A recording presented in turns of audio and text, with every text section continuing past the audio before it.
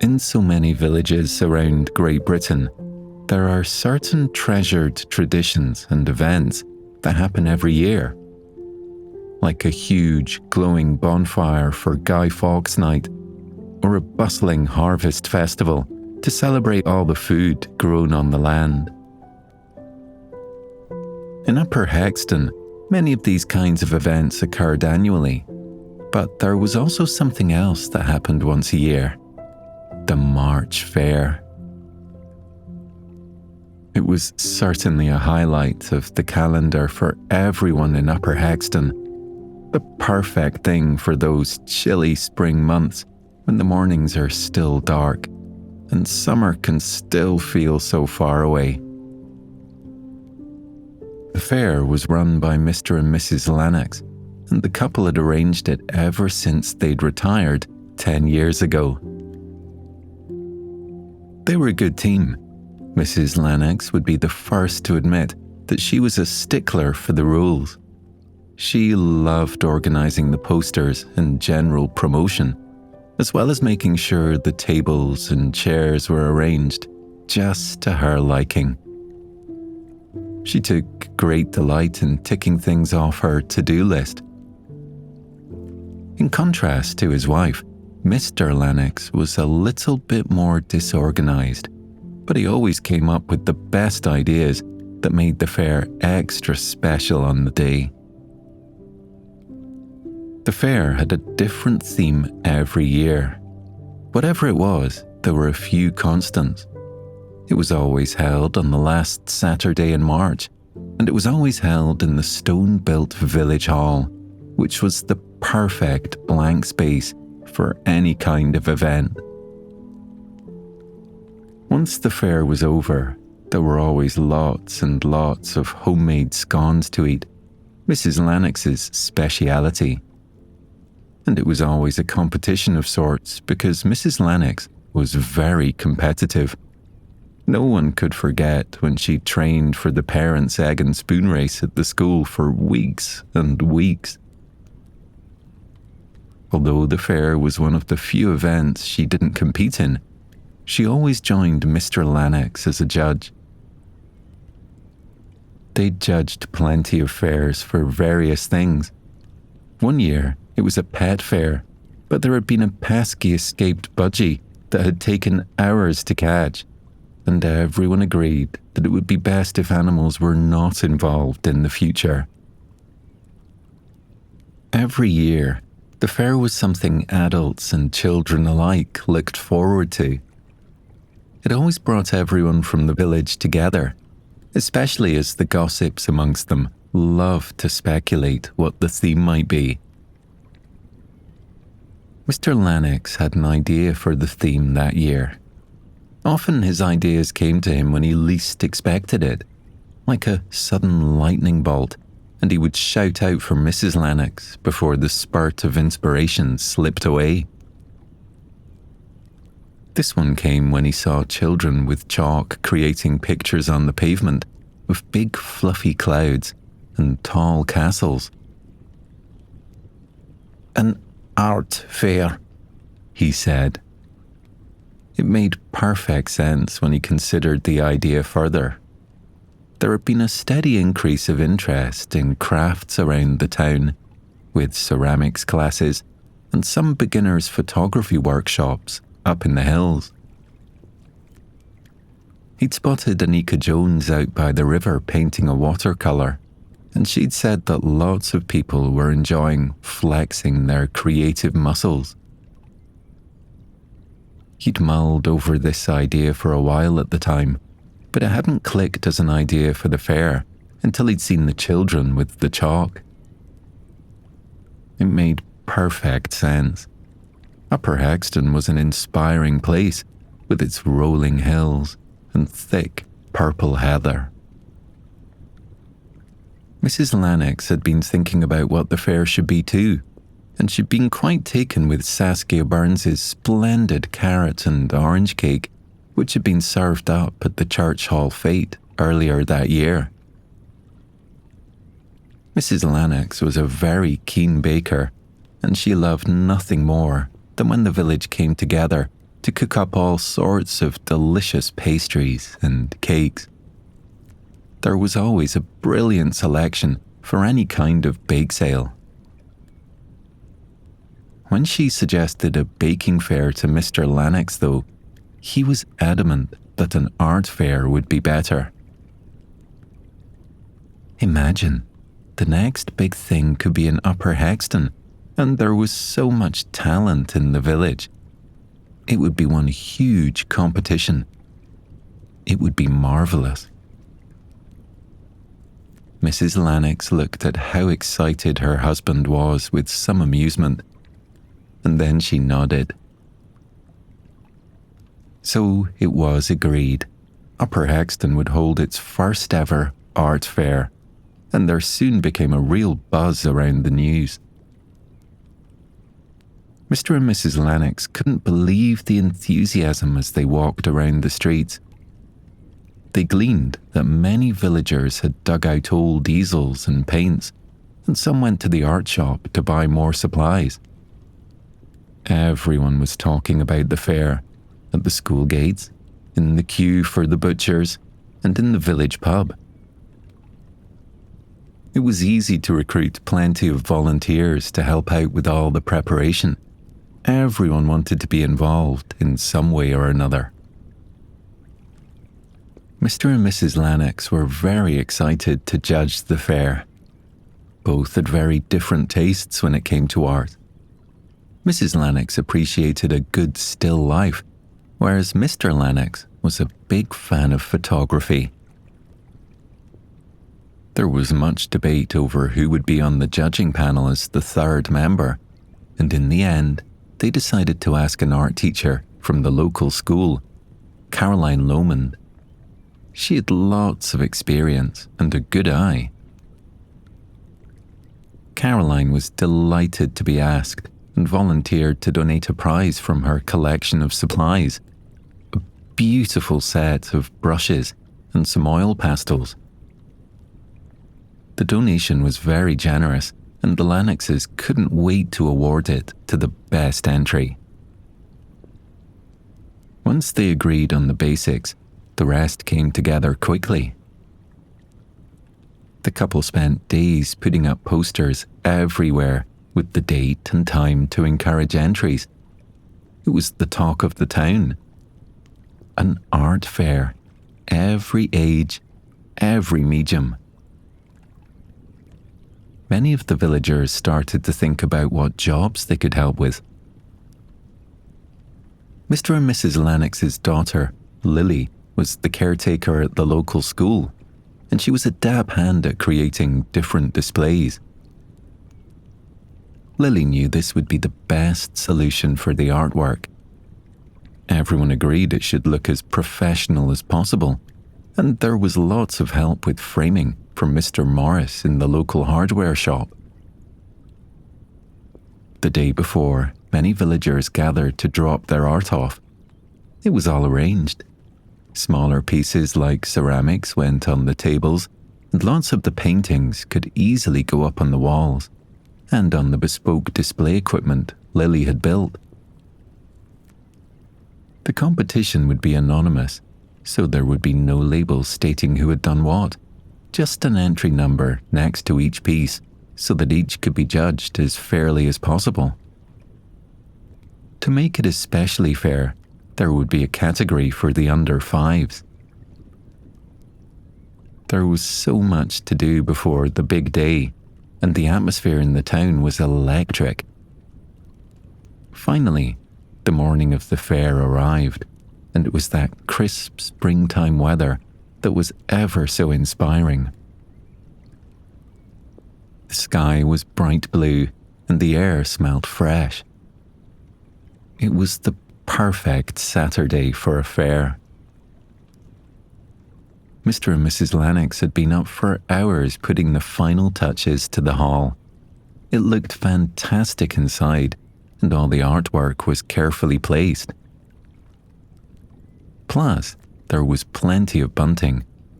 Whatever the theme was for the fair, Mrs. Lennox's rainbow-coloured bunting came out of the attic for the occasion. Strung up outside the hall, It all looked marvellous.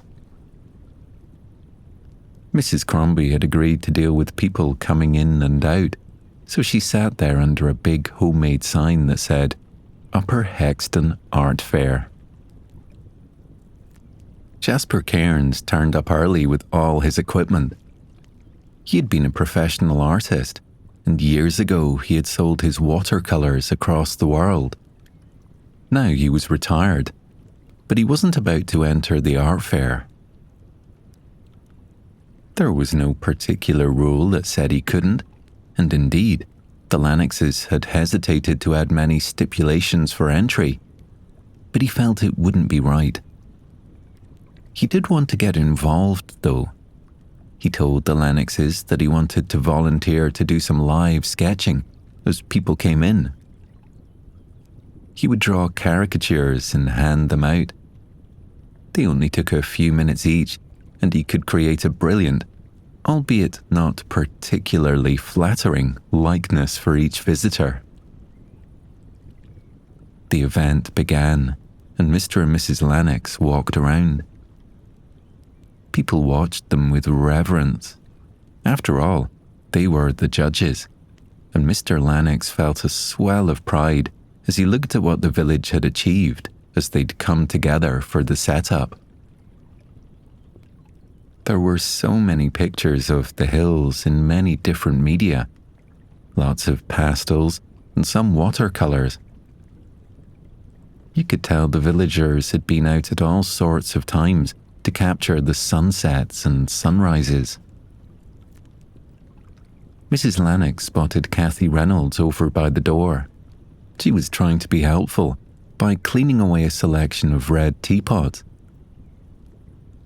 Mrs. Lanex sweeped over and discreetly pointed out the entry number next to a spout. You see, the teapots were a sculpture, though she could understand how Kathy had gotten a little muddled up. Kathy blushed and put them back carefully in the arrangement they'd been in before. Luckily, no one had noticed a thing. Mrs. Lanex winked at Kathy. "We'll just keep it to ourselves," she whispered. After the teapot incident had been quickly resolved, Kathy skipped away happily to look at the rest of the art, and Mr. and Mrs. Lanex continued their judging. The judging took forever. The judges went around all the different pictures, going close and standing far back to assess each work. Mr. Lanex was trying not to imagine which resident of Upper Hexton had done what. He was trying to view the art on its own merit. They had decided early on, led by Caroline, that they would first consider the general creativity of the piece and then look at the skill and technique used. Though Mr. and Mrs. Lanex found this a bit more difficult as they weren't experts. Then they would think about originality. Finally, it was just how it made them feel, that gut instinct that Mr. Lanex had been hankering for. Each category would be judged out of 10 and added together to give a final score which would determine the winner. Caroline produced some pencils and some small clipboards for ease. She passed them out to the Lanexes, and they went around filling in their judging sheets. Mrs. Lanex had to try hard not to laugh as she could see people peering surreptitiously over her shoulder, trying to make out what she'd written. Mr. Lanex stood in the ceramic section. There was a beautiful selection of pieces that had been entered. He was surprised that so many people were this talented with clay, but Mrs. Lanex reminded him that there was a thriving pottery class in the village, so it was to be expected. She whispered that everyone had been jostling to squeeze in a session to use the kiln right up until the day before the fair. Mr. Lanex's favourite piece was in the middle of the hall on a plinth. It was a ceramic octopus, and the tendrils had been painted in a gentle, shimmering glaze that looked blue, green, and even purple as the light changed. Mr. Lennox was dazzled by it, and he didn't even consider himself that much of a fan of octopuses. He noted the number of the entry and looked down at his clipboard. He was tempted to give it full marks in every category. It felt like it would be the highest scoring piece for him, and he couldn't even quite put his finger on why he was so taken with it. Mrs. Lennox liked the octopus well enough, and she could appreciate the skill to create that kind of piece without the tendrils cracking off in the kiln, but she was keener on a painting. Just like Mr. Lennox, she had been surprised by what had ended up being her favourite piece of art. She had fully expected it to be a still life, and there were some super ones on display, but in the end, it was an abstract picture that took her breath away. From a distance, it looked like a large black canvas, but when Mrs. Lennox moved closer, she could see it was so many different shades of black, and there were dark greys and silvers, tiny flecks all over. It was stunning, and Mrs. Lennox could hardly look away. Her hand wavered over her clipboard, and she was almost tempted to give it full marks in every category. It seemed to her to be such an unusual, captivating piece. "That really is quite marvellous," Caroline said. "I think it might be my favourite," Mrs. Lennox said. "But look at this," Caroline said, and she led Mrs. Lennox to the other side of the hall, along with Mr. Lennox. They walked over to the drawing section. There was already a small crowd gathered around a particular piece. It was tiny. "I think I might know who this is by," Caroline said quietly. "But it really is something." It was a pencil drawing of a cat, and the Lennoxes were bowled over by it too. It was fantastic. The picture of the cat was so detailed, it was like if you reached out, you'd feel its lovely soft fur. The cat was lying in front of a fire, and its expression was of complete rest. Whoever had drawn the cat had used so many different colours. There was the bright red of the collar, and the inky black for the nose. The tail was rendered in stripes of white and orange, and the artist had blended in shades of yellow and gold. All three judges were amazed by the sheer talent, and the work was getting much attention from the other visitors too. The judges spent a little longer looking at the pieces. They made sure that every artwork had a final tally, and then it was time to add up all the scores. This took a while, but eventually the judges finished. Mr. Lennox was in charge of announcing the winner. He asked Caroline Lohman to write in an envelope who the winner was based on the number next to the entry, and then he went up to the podium that Lily Lennox had built especially for the event. He cleared his throat. "The winner is announced. Number 22. There was loud applause. Everyone scanned the room, trying to work out which entry was number 22. It was the cat. All the judges had given it full marks and agreed that it was an exemplary piece. The pencil drawing had received so much attention throughout the day, with many villagers commenting on how skillful it was and what remarkable attention to detail the artist had. Mr. Lennox opened the envelope to reveal the name. And the winner is Cassie Lane, he called out. Cassie Lane was in the front row, and her mouth opened wide. She hardly knew what to say. Everyone was clapping for her, and her mum, who sat beside her, urged her to get up and go up to the podium. It was a remarkable achievement, and all the more so because Cassie was only 12 years old. Caroline gave her a wink, and Cassie realised her art teacher had known it was hers the entire time. She walked up, and Mr. Lennox looked at her kindly. "Well done, Cassie," he said. "This piece is absolutely fantastic. How long did it take you?" Cassie had been working on the picture of her cat for weeks and weeks. Ever since the art fair had been announced, it had been all she'd been able to think about. She was suddenly very nervous standing up there in front of everyone, and she could feel her hands start to shake. Then she looked up at Mr. Lennox, and he smiled kindly. "Don't be nervous," he said. He handed her the prize and a small trophy. Second was the magnificent ceramic octopus by Letitia Graves, and she came up and received her prize of a voucher from the local pub. And third place was the sublime abstract painting by Archie Trumpton.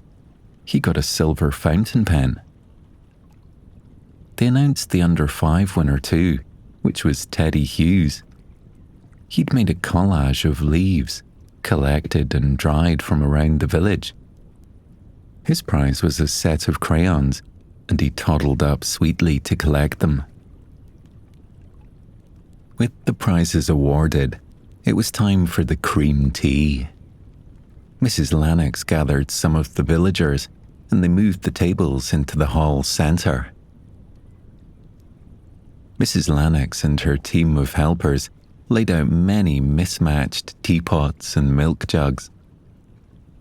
Lots of people in the village had scoured the charity shops in the neighbouring towns for all these bits and pieces in the weeks before the art fair to create the perfect tea party. They brought over pretty floral teacups and saucers, as well as knives and forks. Lily Lennox added bright pink vases filled with daffodils and crocuses. These blooms gave a final celebratory touch to the tablescape. After everything was laid out, Mrs. Lennox served up big plates of warm scones. She'd gotten up extremely early that morning to bake a few batches. There were lemon and blueberry scones, raspberry white chocolate ones, and peach and vanilla ones, which she hadn't been quite sure about, but it turned out to be the overall favourite combination. Mrs. Lennox was delighted to see everyone tucking into their tea with gusto and talking about the art, the pieces that inspired them, and the things they had found interesting, moving or even controversial. It was lovely to enjoy the scones with all the entries sitting around them, and the villagers continued to look up to enjoy the art while they ate. "You know what, dear?" she said softly to Mr. Lennox as he reached for a third scone. "I think you were right. This has been one of the best fairs we've ever done." "It's been super, hasn't it?" said Mr. Lennox. Just as everyone finished their cups of tea, the patter of rain started on the roof. It was a gentle sound, and Mrs. Lennox sat there in her chair, listening to the rain and the soft hum of conversation around them from all the people she knew in the village. Mr. and Mrs. Lennox were exhausted by the time the day drew to a close and the rain began. But it was that satisfying sense of restful happiness that they always got when they spent time with the community. The day was drawing to an end, and outside the afternoon was beginning to turn to evening. Lots of people stayed back to help, and they packed away all the chairs. The washing up was done quickly with so many hands. Some people dried, some washed, and some put away. Everyone had taken away their art. Many people were saying how they might take up watercolors, ceramics, or photography. Some of the villagers were also interested in buying some of the pieces. Then the hall began to empty out. Lily Lennox came in and dismantled the podium and all the art displays extremely quickly. "Are you sure you don't need any more help?" she asked her parents. "Oh no, dear. You get home," said Mrs. Lennox. It was dark outside, and the rain was getting heavier. The final step was to sweep the village hall, so it was all ready for the next day when the playgroup would run. Mrs. Lennox started at one end with the brush, singing softly to herself, and the hall was a little echoey now that everyone had left. Mr. Lennox was at the other end of the hall, and he took the brush and swept slowly and carefully, feeling the brush bob against the wooden floor, and he let his mind wander, thinking of all the art he'd seen that day. He let his concentration slowly move over the different pieces, not thinking too hard about any one entry, but considering all the colours of the day.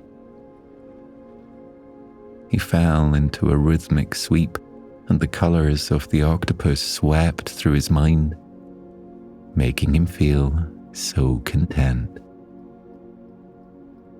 We'll leave our story there for tonight. A sense of community is gorgeous, isn't it? Sleep well, and sweet dreams.